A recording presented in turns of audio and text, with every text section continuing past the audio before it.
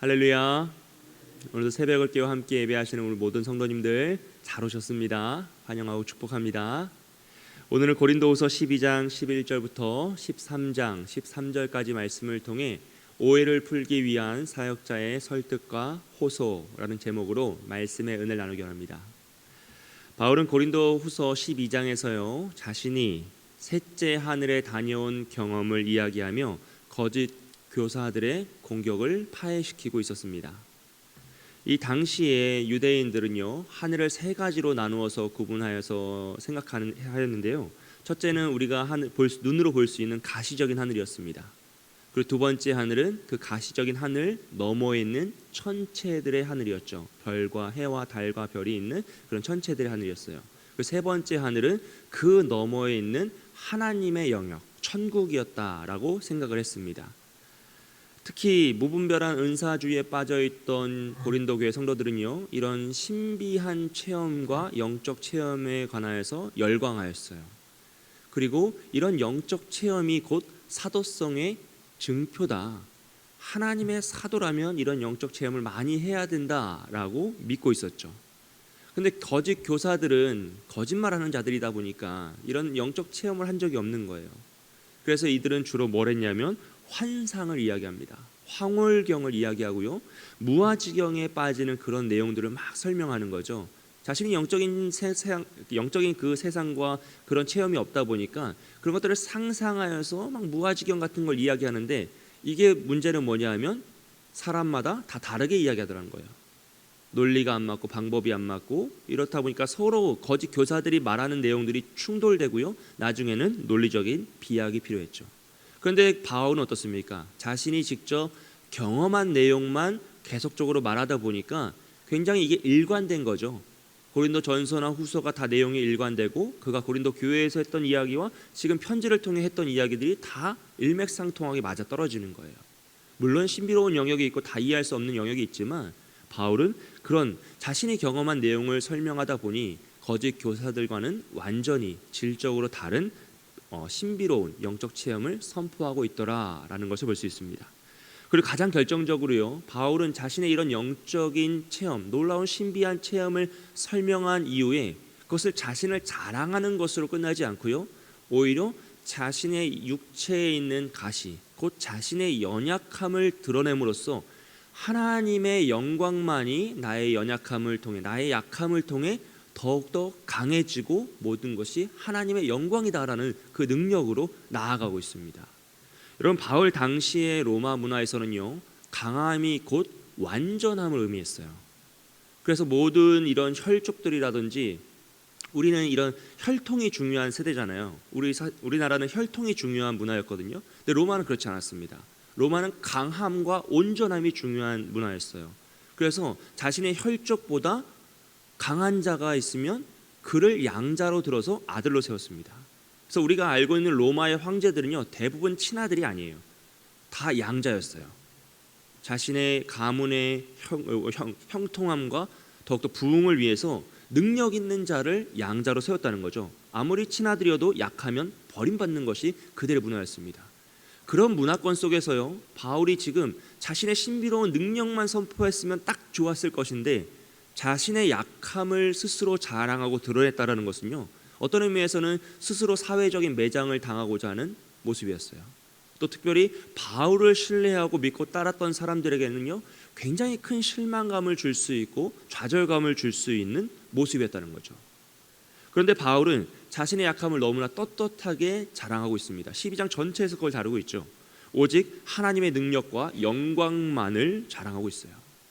결국 바울은요 자신의 사도성, 자신이 하나님께 받은 지금 사도성의 변론의 정점이거든요. 12장이 자신의 사도성이란 것이 자신의 신비로운 체험이나 자신의 지식과 능력에 있는 것이 아니라 자신의 약함 가운데 나타나는 하나님의 강함, 하나님의 영광, 하나님의 능력에 있다라는 것을 주장하고 있습니다. 그래서 오늘 말씀 12절에 보시면요 사도의 표가 된 것은 모든 참음과 표적과 기사와 능력을 행한 것이다 라고 이야기하죠. 자신이 행한 것이 아니라 하나님의 영광, 하나님의 능력이 드러난 것이 곧 자신의 사도가 된 표, 증거다라고 이야기하는 것이에요. 그리고 14절에서는요 고린도 교회를 세 번째로 방문할 계획을 설명하고 있습니다. 첫 번째 고린도 교회를 방문했을 때는 복음을 선포하기 위해서였죠. 그리고 두 번째 방문은 고린도 전서를 기록해서 보낸 이후에 다시 방문하여서 거짓 교사들을 치리하는 일을 했어요. 심판하였죠. 그 세 번째 방문은 고린도 후서를 다 작성한 이후에 다시 내가 너희에게 갈 것이다, 내가 너희를 방문할 것이다, 곧 찾아가겠다라고 선포하는 것입니다. 13장 2절 말씀을 보면요, 근데 이 세 번째 방문에는요 조금 더 강한 어조가 섞여 있어요. 13장 2절 보십시오. 내가 이미 말하였거니와 지금 떠나 있으나 두 번째 대면할 때와 같이 전에 죄 지은 자들과 그 남은 모든 사람에게 미리 말하노니 내가 다시 가면 용서하지 아니하리라 라죠. 즉 무엇입니까? 거짓 교사들과 그들의 잘못된 가르침에 속아서 회개하지 않고 돌아오지 않은 모든 성도들까지도 이번에 세 번째로 가면 완전히 다 무찌르겠다는 거예요. 굉장히 강한 어조로 설명하고 있는 거죠. 죄악을 완전히 끝내겠다라는 강한 의지입니다. 그러나 재정적인 부분에서는요 바울은 부모가 자녀를 돌본다라는 심정으로 고린도 교회를 갈 것이기 때문에 여전히 세 번째 방문에서도 재정적 지원을 받지 않겠다라고 이야기합니다. 이것은 거짓 교사들과 완전히 다른 모습이죠. 거짓 교사들은 바울이 교회로부터 재정적인 지원을 받지 않는 것이 교회를 사랑하지 않기 때문이다, 그가 사도가 아니기 때문이다라고 주장하였지만 바울은 오히려 그들을 더욱더 사랑하기 때문에 배려하는 것이다 라고 설명해요.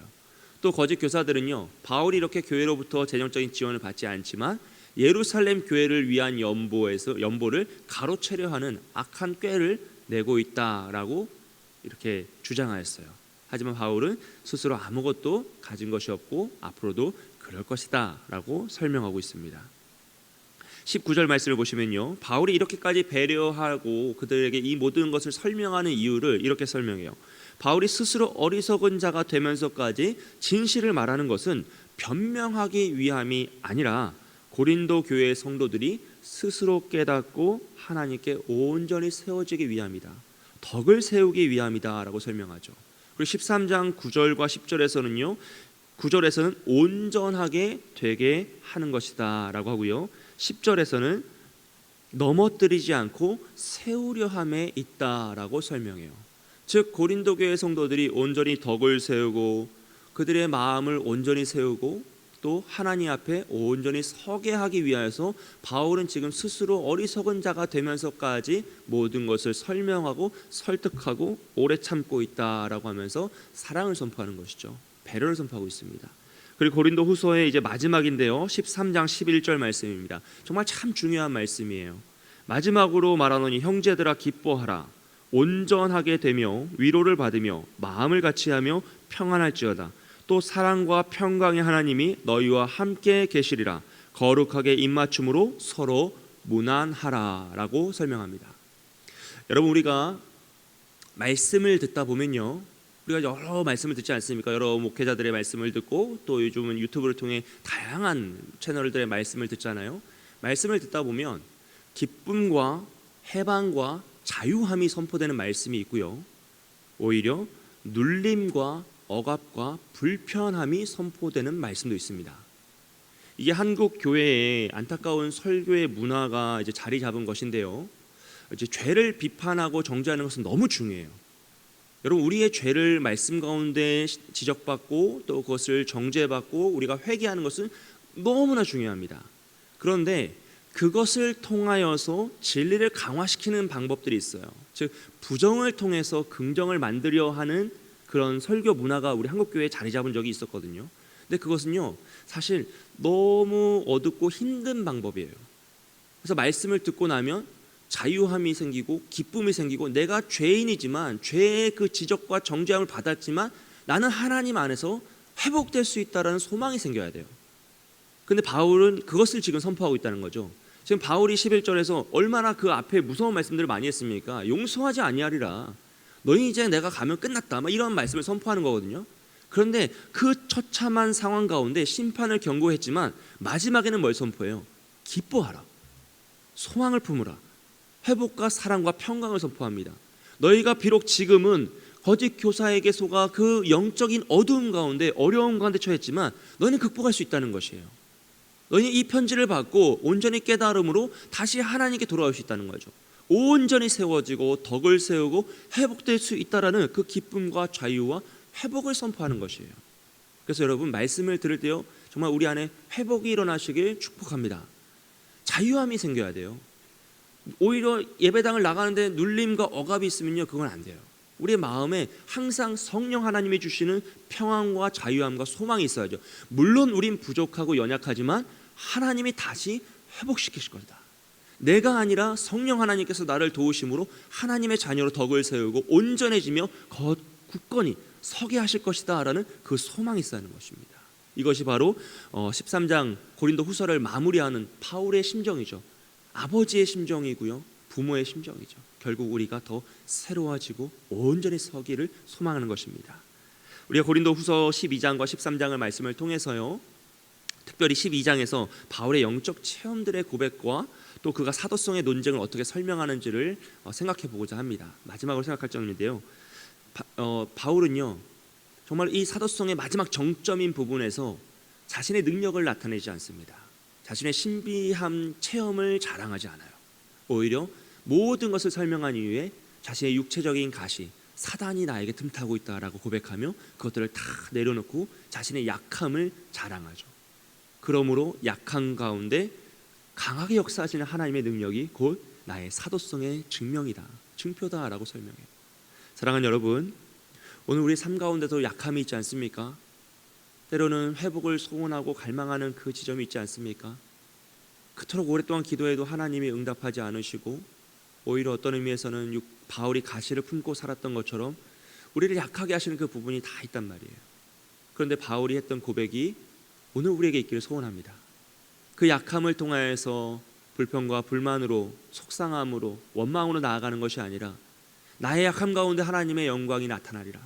나의 약함을 통해 하나님의 강한 능력이 이 땅 가운데 우리 가정 가운데 나의 인생 가운데 펼쳐지리라 소망하며 바울과 같이 믿음으로 나아가는 저와 여러분이 되기 소원합니다. 우리가 그렇게 믿음으로 고백하며 나아갈 때 여러분의 약함을 통하여서 여러분의 가시를 통하여서 하나님은 더욱더 영광을 나타내시고 하나님의 능력을 나타내셔서 정말 약한 자를 들어 강한 자를 부끄럽게 하시는 하나님의 역사가 여러분의 인생과 우리의 가정과 우리 교회를 통해 능력 있게 나타날 줄 믿습니다. 함께 기도하며 나아가겠습니다. 이 시간 합심하며 기도하며 나아갈 때요 이 나라와 민족을 위해서 기도해 주시고 우리 모든 위정자들 하나님을 두려워하며 정말로 인륜과 도덕에 어긋나지 않도록 이 나라를 국채를 잘 이끌어갈 수 있게 해달라고 지혜를 달라고 기도해 주시고요 우리 광역교회 사역을 위해서 기도하며 나아갑니다. 새가족 양육 2기 수료식이 내일 주일 예배 3부 예배 시에 있습니다. 하나님 은혜 위에 은혜를 더하셔서 이 새가족들이 우리 교회에 뿌리 내리고 정말로 장성한 분량으로 성장할 수 있도록 도와달라고 또 우리 피택차 교육이 있습니다. 정말로 참된 일꾼 그리스도 일꾼들이 세워지게 해달라고 기도해 주시고 우리 교회학교 여름사역 유년부의 여름사역이 여름성경학교 오늘 시작되고 고등부의 여름수련회가 지금 진행 중에 있습니다. 주여 이들 가운데 은혜를 주시고 하나님을 만나는 영광의 역사가 나타나게 해달라고 기도해 주시고요 우리 주일 예배 가운데 하나님 임재하여 주시고 모든 성도들 은혜 받게 하여 주시고 정말로 성령의 역사로 함께 하시는 우리 주일 예배 되게 해달라고 말씀 전하신 담임 목사님 붙잡아 달라고 이 시간 함께 기도하며 나아갑니다.